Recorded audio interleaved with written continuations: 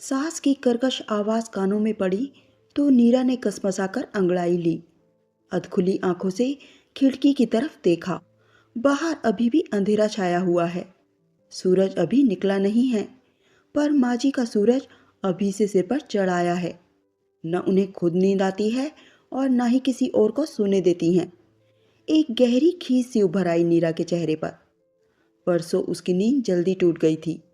फिर से सोने का मन नहीं कर रहा था। वो उठ गई और अपने लिए चाय बनाने लगी। खटर पटर सुनकर माँ जी की नींद टूट गई। बोल पड़ी, इतनी जल्दी क्यों उठ गई बहू? कौन सा लंबा चौड़ा परिवार है जिसके लिए तुम्हें खटना पड़ेगा? ये सुनते ही गुस्से से नीरा का तन बदन सुलग उठा था। आखिर ये चाहते क्या हैं? जल्दी उठो तो मुश्किल, देर से उठो तो मुश्किल। बोलने का बहाना भर चाहिए इन्हें। अभी तो उसे यहाँ आए मुश्किल से 2 महीने ही हुए हैं, पर लगता है कि मानो 2 युग ही गुजर गए हैं। अभी दीपक को वापस आने में पूरे 4 महीने और हैं। कैसे कटेगा इतना लंबा समय? शुरू से ही संयुक्त परिवार नीरा को बिल्कुल भी पसंद नहीं था। माता पिता ने भी उसके लिए वर देखते समय इस बात का खास ख्याल रखा था कि लड़का चाहे 19 हो, पर वो माँ बाप से दूर रहकर नौकरी करता हो। उनकी बेटी को सास नंदों के संग न रहना पड़े। आखिर काफी खोजबीन के बाद उन्हें इच्छानुसार दीपक का घर मिल ही गया था। दीपक का परिवार छोटा सा था। माँ बाप और छोटी बहन। वो घर से अलग दूसरे शहर में एक कॉलेज में टीचर था। सौम्य और सुदर्शन व्यक्तित्व वाले दीपक को सबने पहली नज़र में ही पसंद कर लिया था। शादी के बाद नीरा 8-10 दिन ही ससुराल में रही थी। इन चंद दिनों में ही सबका थोड़ा बहुत स्वभाव उसके सामने आ गया था।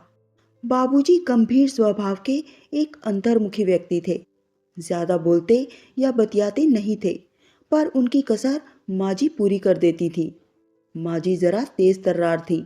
सारा दिन बकझक करना उनकी आदत थी। ननद सिम्मी एक प्यारी सी हंसमुख लड़की थी जो उसकी हम उम्र थी। माँ जी हर बात में नुक्ताचीनी करके बोलने का कोई न कोई बहाना ढूंढ ही लेती थी, पर उनकी इस आदत पर कोई भी ध्यान नहीं देता था और ना ही उनकी बातों को गंभीरता से लेता था। बाबूजी बिना ज्यादा कुछ बोले बस हाँ हूँ करते रहते थे। 10 दिन बाद ही दीपक नौकरी पर वापस गया तो वो भी उसके साथ चली गई थी। दीपक को कॉलेज के पास ही मकान मिला हुआ था। नीरा ने अपने सुघड़ हाथों से जल्दी ही अपनी गृहस्थी जमा ली। दीपक भी अपने पिता की ही तरह धीर गंभीर था। नीरा कई बार सोचती कि एक ही परिवार में ये कैसा विरोधाभास है। कोई इतना ज्यादा बोलने वाला है तो कोई इस कदर कम बोलने वाला। अभी उसकी शादी को 3 महीने ही हुए थे कि दीपक को कॉलेज की तरफ से 6 महीने की ट्रेनिंग के लिए जर्मनी भेजने का प्रस्ताव हुआ। ये जानकर नीरा भी बहुत खुश हुई। दीपक उसे बाहों में समेटकर बोला, नीरू, तुम्हारे कदम बहुत अच्छे पड़े। बड़े दिनों का अटका काम हो गया। अब तुम 6 महीने माँ और बाबूजी के पास रह लेना। उनका भी अपनी बहू के साथ रहने का चाव पूरा हो जाएगा। ये सुनकर नीरा जैसे आसमान से गिरी। इस ओर तो उसने ध्यान ही नहीं दिया था। अचानक उसकी आंखें भर आईं और वो बोली, नहीं, मैं तुम्हारे बिना वहां अकेली नहीं रह सकती। मुझे भी अपने साथ ले चलो। नहीं नहीं नीरू, ये संभव नहीं है।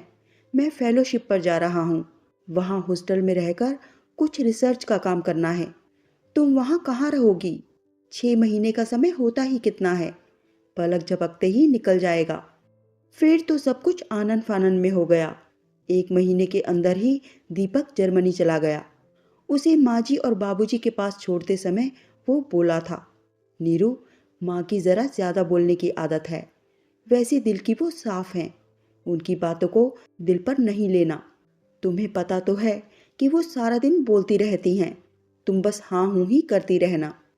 दीपक की ये बात उसने गांठ बांध ली थी। माँ जी कुछ भी कहती तो वो अपना मुंह बंद ही रखती।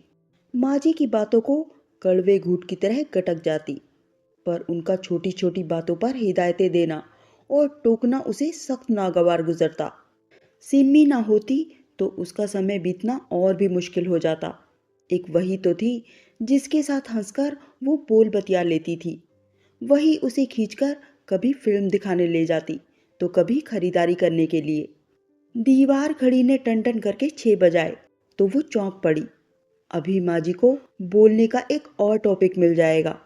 वो ना जाने किन सोचों में डूब गई। फिर जल्दी से उठी और नहा धोकर तैयार हो रसोई में जाकर आटा गूंदने लगी। बाबूजी और सिम्मी दोनों ठीक 8 बजे घर से निकल जाते थे। तभी सिम्मी आकर शोर मचाने लगी, भाभी जल्दी नाश्ता दो, मुझे कॉलेज के लिए लेट हो रहा है। नीरा के कुछ बोलने से पहले ही माँ जी बोल पड़ी, जरा जल्दी उठ जाया करो बहू, मैं तो गठिया के मारे उठ ही नहीं पाती हूँ। अब सबको देर हो जाएगी। हम तो सास के उठने से पहले ही मुंह अंधेरे सारा काम कर लेते थे। क्या मजाल जो सास को किसी बात पर बोलने का मौका भी मिले। हो गया तुम्हारा भाषण शुरू। आखिरकार बाबूजी गुस्से से बोले, अभी सिर्फ 7 बजे हैं और सिम्मी को जाने में पूरा 1 घंटा बाकी है। तुम चुप रहो जी, माँ जी ने गुस्से से कहा। पहले बेटी को सिर चढ़ाया, अब बहू को माथे पर बिठा लो।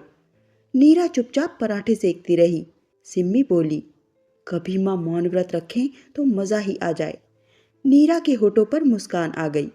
सिम्मी पर भी माँ जी सारा दिन बरसती ही रहती थी। कॉलेज से आने में ज़रा सी भी देर हो जाए तो माँ जी आसमान सिर पर उठा लेती थी। प्रश्नों की बौछार सी कर देती। देर क्यों हुई, घर पर पहले बताया क्यों नहीं था, और भी ना जाने कितने सवाल। सिम्मी झल्लाकर कहती, बस भी करो माँ, ज़रा सी देर क्या हो गई, तुमने तो तूफान मचा दिया। मैं कोई बच्ची नहीं हूँ जो खो जाऊंगी। आजकल एक्स्ट्रा क्लासेस लग रही हैं, इसलिए देर हो जाती है। तुम्हें तो बोलने का बहाना भर चाहिए। बेटी के बरसने पर माँ जी थोड़ी नरम पड़ जाती, फिर धीमे स्वर में बड़बड़ाने लगती। नीरा सोचती कि सिम्मी तो बेटी है, माँ जी से सवाल जवाब कर लेती है, पर वो तो बहू है, उसे तो अपने होठ सिलकर रखने पड़ते हैं। बिना बोले ये हाल है, जो कहीं वो भी सिम्मी की तरह मुंह तोड़ जवाब देने लगे तो शायद माँ जी कयामत ही बरपा दें। माँ जी और बाबूजी का दिल रखने के लिए ही तो वो यहाँ रह रही है, वरना क्या इतने दिन वो अपने मायके में नहीं रह सकती थी। नाश्ता करके बाबूजी और सिम्मी चले गए। वो भी रसोई का काम निपटाकर आराम कर रही थी। तभी पड़ोस से नीतू की माँ आ गई। नीरा चाय बनाने लगी। बाहर मेहरी ने टोकरे में बर्तन धोकर रखे थे। जैसे ही नीरा कांच का गिलास निकालने लगी तो जाने कैसे गिलास हाथ से छूटकर टूट गया। ये देखते ही माँ जी बोल पड़ी, बहू ध्यान से बर्तन उठाया करो, महंगाई का ज़माना है, इतने पैसे नहीं हैं जो रोज़ रोज़ गिलास खरीद सके। जब अपनी गृहस्थी जमाओगी तब पता चलेगा आटे दाल का भाव। बाहर वालों के सामने भी माँ जी चुप नहीं रह सकती। नीरा की आंखों में गुस्से और अपमान के आंसू आ गए। चाय देकर वो अपने कमरे में आकर लेट गई। उसने कभी अपने माँ बाप की नहीं सुनी और यहाँ दिन रात माँ जी की उल्टी सीधी बातें सुननी पड़ती हैं। रात खाने के समय नीरा ने देखा कि दही अभी ठीक से नहीं जमा है। माँ जी का बोलना फिर शुरू हो गया, तुमने बहुत ठंडे या बहुत गर्म दूध में खट्टा डाल दिया होगा, तभी तो नहीं जमा दही। अगर ध्यान से जमाती तो क्या अब तक दही जम न जाता। दीपक को तो दही बहुत पसंद है, पता नहीं तुम वहाँ भी दही ठीक से जमा पाती होगी या नहीं। ये सुनकर बाबूजी बोल पड़े, ओहो, अब चुप भी रहोगी या बोलती ही जाओगी। अरे तरी वाली सब्जी है, दही बिना कौन सा पहाड़ टूट रहा है। तुम्हें खाना हो तो मैं हलवाई से ले आता हूँ, बहू पर बेकार में नाराज क्यों हो रही हो। माँ जी खिसियाकर बोली, लो और सुनो, बाप और बेटी पहले ही एक और थे, अब बहू को भी शामिल कर लो अपने गुट में। नीरा शर्म से गड़ी जा रही थी। माँ जी के तो मुंह में जो आया वो बोलने लगती हैं, किसी का लिहाज नहीं। खाना खाकर वो कमरे में आई तो उसके मन में माँ जी के प्रति बेहद गुस्सा भरा था। उसने ठान लिया कि अब वो यहाँ हरगिज नहीं रह सकती। 2 महीने जैसे तैसे काट लिए हैं, पर अब और नहीं रहा जाता। उसकी सहन शक्ति अब खत्म हो गई थी। हर बात में टोका टाकी, भाषणबाजी, आखिर कहाँ तक सुन सकती है वो। कभी कपड़ों में नील कम है तो कभी बैंगन ठीक से नहीं भुने हैं, कभी चाय में पत्ती ज़्यादा है तो कभी सब्जी में नमक कम है। बिना वजह छोटी छोटी बातों में भी लंबा चौड़ा भाषण झाड़ देती हैं। बर्दाश्त की भी एक हद होती है। अब वो यहाँ और नहीं रहेगी। उसने सोच लिया कि सुबह होते ही वो अपने भैया को फ़ोन कर देगी कि वो आकर उसे यहाँ से ले जाएं। मायके में जाकर दीपक को भी फ़ोन कर बता देगी कि भैया लेने आ गए थे, सो उनके साथ जाना पड़ा उसे। सुबह आँख खुलने पर माँ जी की आवाज़ उसके कानों में पड़ी, उठो बहू, सुबह हो गई है। वो उठने लगी तो उसे अचानक चक्कर सा आ गया। उसने उठने की कोशिश की तो कमजोरी के कारण उससे उठा ही नहीं गया। हल्की झुरझुरी सी चढ़ रही थी। दर्द के मारे सारा बदन टूट रहा था। वो फिर से लेट गई और बोली, माँ जी, मुझसे उठा नहीं जा रहा है, मेरी तबीयत ठीक नहीं है। क्या हुआ तबीयत को? ये कहती माँ जी उसके कमरे में आ गई। उसके माथे पर हाथ रखा तो वो चौंक गई। उनके मुंह से हल्की सी चीख निकल गई। अरे, तुम्हारा माथा तो भट्टी सा तप रहा है बहू। फिर वहीं से चिल्लाई, सुनो जी, जरा जल्दी से इधर आओ। अब क्या आफत आ गई? बाबूजी भुनभुनाते हुए कमरे में आ गए। बहू को बहुत तेज बुखार है, जल्दी से जरा डॉक्टर को बुला लाओ। बाबूजी तुरंत डॉक्टर को लेने चले गए। माँ जी नीरा के सिरहाने बैठकर उसका माथा दबाने लगी। ठंडे ठंडे हाथों का हल्का हल्का दबाव नीरा को बड़ा भला लग रहा था। कुछ ही देर में बाबूजी डॉक्टर को लेकर आ गए। डॉक्टर नीरा की अच्छी तरह जांच करके बोली, दवाएं मैंने लिख दी हैं। इस हालत में ज़्यादा तेज कैप्सूल तो नहीं दिए जा सकते। किस हालत में? माँ जी पूछ बैठी। ये प्रेग्नेंट है, डॉक्टर बोली। बुखार ठंड से चढ़ा है। तुलसी अदरक की चाय भी पिलाती रहें, 2-1 दिन में बुखार उतर जाएगा। माँ जी के आगे एक नया रहस्य खुला। नीरा ने तो इस बारे में उन्हें बताया ही नहीं था। वो फिर से बड़बड़ाने लगी, अजीब लड़की है ये। अरे, मैं सास सही पर सास भी माँ होती है। मैं तो इससे सारा काम कराती रही और ना ही इसने कभी बताया कि कुछ खास खाने का मन कर रहा है। ये आजकल की बहुएं भी बस घुन्नी होती हैं। एक हमारा ज़माना था, हमें बाद में पता चलता था और सास को पहले से ही खबर हो जाती थी। अब बताओ, मैंने तो कभी इससे ये भी नहीं पूछा कि क्या खाने की इच्छा है। तो अब पूछ लेना, काफ़ी वक्त पड़ा है। इस समय बहू को आराम करने दो। बाबूजी बोले और कमरे से बाहर चले गए। रात माँ जी अपनी खाट नीरा के कमरे में ही ले आई। रसोई का काम सिम्मी को सौंप दिया था, इसलिए अब माँ जी का आक्रोश उस पर बरस रहा था। इतनी बड़ी हो गई है पर खाना बनाने की अक्ल नहीं आई। गोभी में पानी तैर रहा है और दाल इतनी गाढ़ी है कि गुठलियां बन गई हैं। 10 बार कहा है कि ज़रा अपनी भाभी के साथ हाथ बटाया करो, कुछ सीख जाओगी। पर ओहो माँ, फिर से शुरू हो गई तुम। एक तो खाना बनाओ, ऊपर से तुम्हारा भाषण सुनो। मुझसे खाना बनवाना है तो चुपचाप खा लिया करो, वरना खुद बना लिया करो। ये सुनकर माँ जी बड़बड़ाने लगी। इन बच्चों को तो कुछ भी समझाना मुश्किल है। माँ जी हर 2-2 घंटे बाद अदरक सौंफ वाला दूध लेकर नीरा के पास आ जाती। खुद अपने हाथों से उसे दवा देती। रात भर माथा छू छू कर उसका बुखार देखती। अपने प्रति माँ जी को इतना चिंतित देखकर नीरा हैरान थी। बड़बोली माँ जी के अंदर उसकी इतनी फिक्र है और उसके प्रति इतना स्नेह है। आज तक वो कहाँ समझ पाई थी। वो तो माँ जी के बोलने और टोकने पर हमेशा खींचती रही। नीरा 4-5 दिन बुखार की चपेट में रही। माँ जी बराबर उसके सिरहाने बनी रही।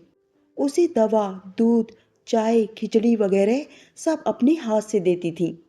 कई बार नीरा को लगता जैसे उसकी माँ ही उसके सिरहाने बैठी हैं। उसका बुखार उतर गया था, पर माँ जी उसे अभी ज़मीन पर पाँव नहीं रखने देती थी कि कहीं कमज़ोरी से दोबारा बुखार न चढ़ जाए। दोपहर को पड़ोस से रम्मो चाची नीरा का हाल पूछने आई।